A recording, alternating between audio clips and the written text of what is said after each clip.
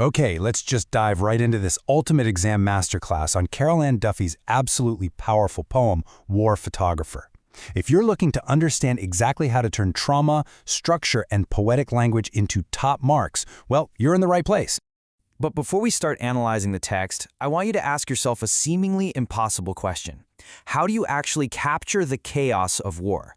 Like, how can someone possibly impose order on the absolute horrors of a war zone when they are literally surrounded by it?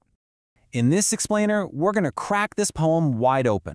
The goal here is to give you the analytical toolkit you need to confidently tackle your essay and genuinely understand the profound depths of Duffy's work.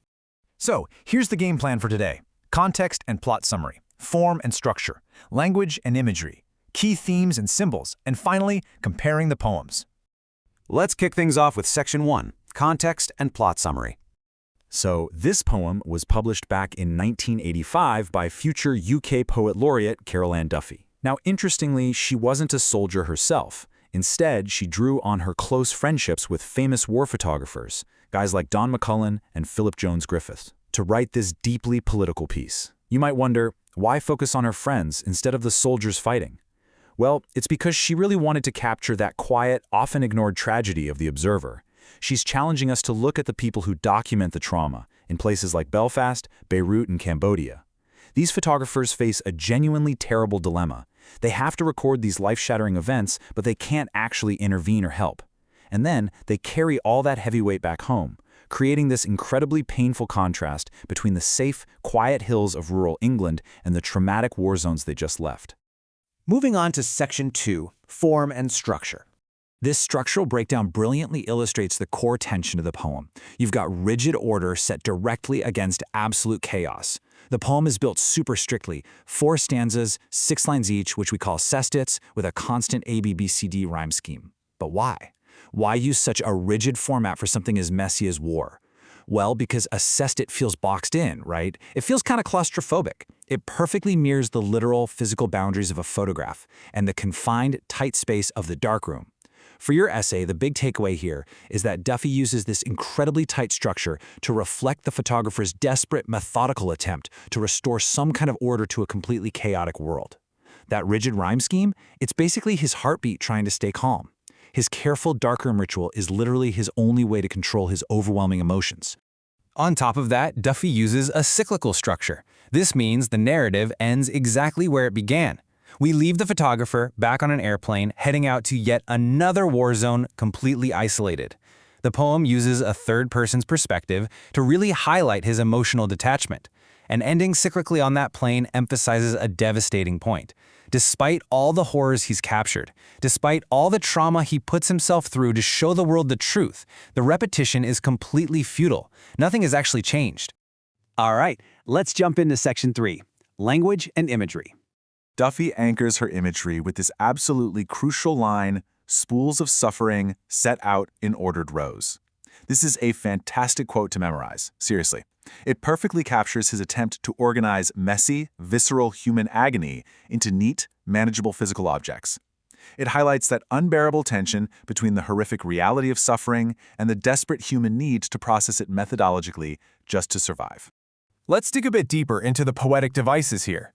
Notice the sibilance in spools of suffering set out. Sibilance is the repetition of S sounds, and here it creates a super sinister, almost hissing undertone. It really reflects the overwhelming hushed nature of his darkroom trauma. You should also point out the plosive alliteration in the harsh, aggressive B sounds of Belfast, Beirut.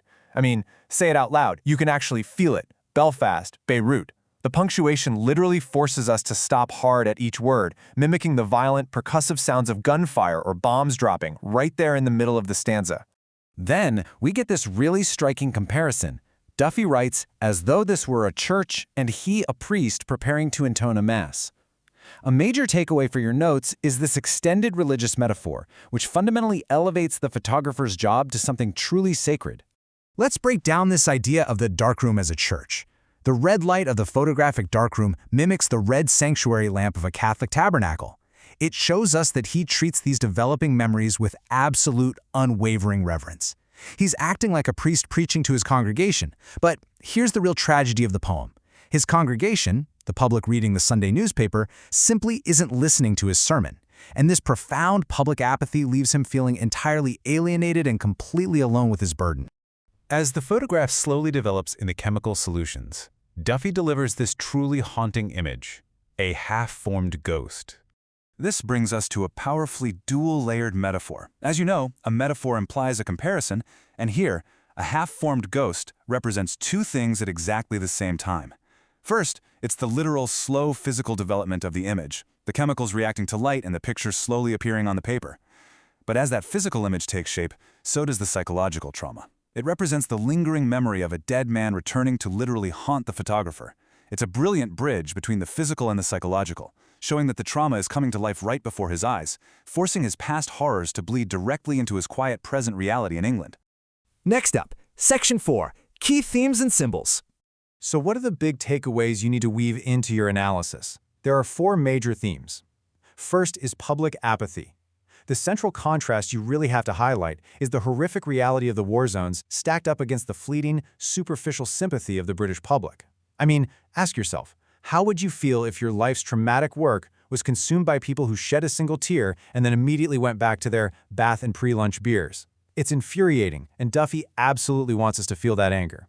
Second is inner conflict. We're witnessing the deep psychological toll on the photographer, the intense survivor's guilt of a man whose hands didn't tremble when he took the photos, but definitely tremble now that he's safe. That leads into our third theme, duality. There's a stark, jarring difference between the safety of rural England, where the biggest issue is maybe some bad weather, and the explosive nightmare heat of the war zones. And finally, the dark room itself. This isn't just a setting. It operates as a physical manifestation of his traumatized mind. It's an isolated space where he's forced to confront the ghosts of his memories, entirely alone. And finally, Section 5, Comparing the Poems. Okay, this summary table is basically your ultimate exam cheat sheet. It maps out exactly how to build a comparative essay using the Peel method: point, evidence, analysis, and link. For example, if your point is about societal detachment versus personal grief, you look straight at the focus row. You can pull evidence from Duffy's third-person structure and Weir's first-person intimacy. Then you analyze the language, like Duffy's formal metaphors versus Armitage's colloquialisms, and you link it all back to your central argument about how war affects those left behind. Let's see how this actually builds into an essay point.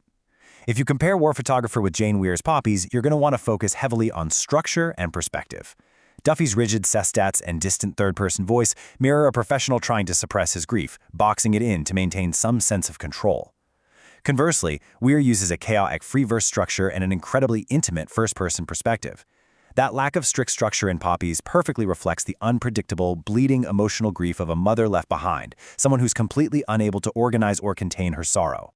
Alternatively, if you decide to compare it with Simon Armitage's Remains, you're looking at a fascinating contrast in language and tone.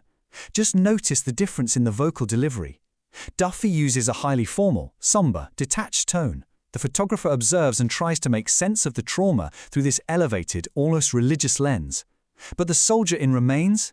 He expresses his inescapable guilt with a much rougher, totally unpolished cadence. He uses casual, gritty, everyday language, talking about the looter's bloody life in his bloody hands. It's the difference between direct, visceral PTSD and structured observational trauma. I highly recommend you take a quick screenshot of this revision summary right now. It perfectly wraps up everything we've talked about: the historical context of his duty, the rigid, cyclical structure trying to contain the chaos, the language of internal suffering, and of course that crucial takeaway of public apathy. As we wrap up this explainer, I want to leave you with one final, provocative thought. Duffy wrote this poem way back in 1985, long before the internet was a thing. But in today's world, with the endless rapid-fire stream of images hitting our phones 24/7, her haunting question about our collective apathy is honestly more urgent than ever. Think about it. How long do you actually focus on a tragic news image before you just scroll past it?